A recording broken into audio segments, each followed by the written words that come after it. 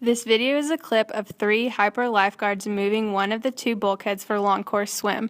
This video has been sped up 20 times the original speed to show how slow and tedious the actual process is. These same lifeguards are also responsible for moving both of the bulkheads back to the center of the pool at the end of their shift. It is estimated that these bulkheads weigh around 2 tons each, making them incredibly hard to push before even considering the wet, slippery, and unsafe surrounding conditions they are pushed in. To first begin the process, air is placed in the pipes that extend throughout the bulkhead with a leaf blower. Blowing up the bulkhead, there are 4 pipes, and 2 go for that side, blow up the cross side, and 2 blow up the side over here. So you can't really gauge it. There's no gauge on the bulkhead to tell you how much air is in each pipe, so you have to just basically gauge on what you tell each other. Just pushing the bulkheads is really inconsistent, just blowing it up. Sometimes there's water filling up the tubes and it's hard to blow up the air.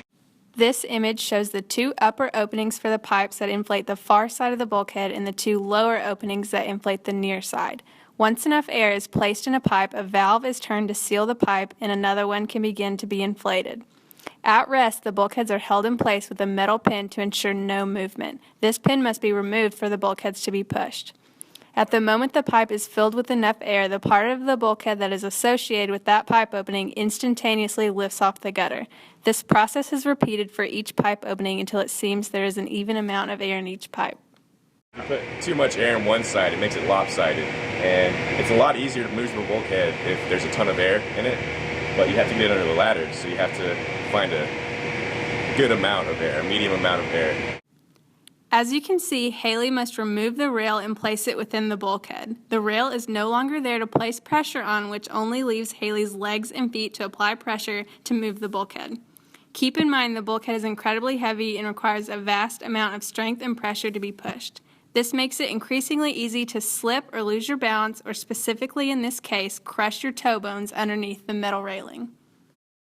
My toe has been smashed several times underneath the ladder, and even when you're pushing it, and when someone's pushing, when you have 2 people, someone pushes and someone pulls, and if the person pushes too hard, it'll push the bulkhead back and then your toe will get smashed under it. On this side, the gutters are like everywhere, so sometimes there's a massive hole that you can fall into, and that's not very fun. In these following 2 images, you can see that the gutters are not meant to withstand the type of force that it takes to move the bulkheads.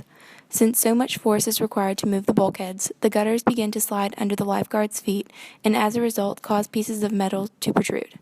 These protruding pieces can severely injure the lifeguards if they happen to step on one of them. Along with protruding pieces, you can see that over the years the gutters have become very worn down and gaps have formed between the pieces. As well as the bulkhead, it's heavy to push and it's hard to push. We move the bulkheads almost every day for the last 4 years, and it's kind of hard. It hurts your back after a while, but I mean, we have to. We're just kind of a pain. With the right type of design, the lifeguards could move these 2-ton bulkheads safely and efficiently. In this case, the lifeguards are correctly moving the bulkheads by pushing them rather than pulling. Pushing is preferred to pulling for many reasons that could potentially cause injuries to the lifeguards. For instance, if the lifeguards were to pull the bulkheads, their feet could get run over, which in turn causes a severe injury. More importantly, in this circumstance, the lifeguards would have to pull the bulkheads while walking backwards, which makes them unable to see the holes in the gutters. To improve the current design, the facility could make a slight change and make the ladders removable in order to maintain a low cost and eliminate a large obstacle in this process. They could also create a new handle for the bulkhead that has an arm that extends outside the pool. This allows the lifeguards to push the bulkheads facing forward along with walking outside the pool rather than along the gutters. Swim and dive teams require a proper competitive size course to practice for their meets. The proper dimensions for an Olympic and competitive size pool are 50 meters by 25 yards. Therefore, designing a pool with these dimensions from the beginning would allow facilities to eliminate bulkheads altogether. This clip shows how the company Varipool has created a more ergonomic way to integrate bulkheads into pre-existing pools. Their vertical bulkheads provide a more efficient and safe way to divide the pool into whatever way desired. Varipool allows the customer to divide the pool with 1, 2, or even 3 bulkheads. With this variable, the amount of configurations that can be made greatly increases. All of this can be done from one fixed location with a touchscreen tablet as long as internet access is available to the user. Unlike the existing bulkheads, these are powered by a hydraulic system that does everything for the user.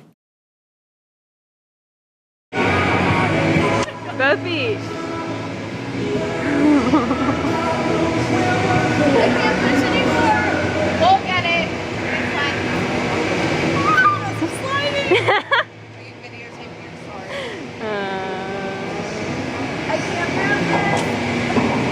These are moving. This is so hard.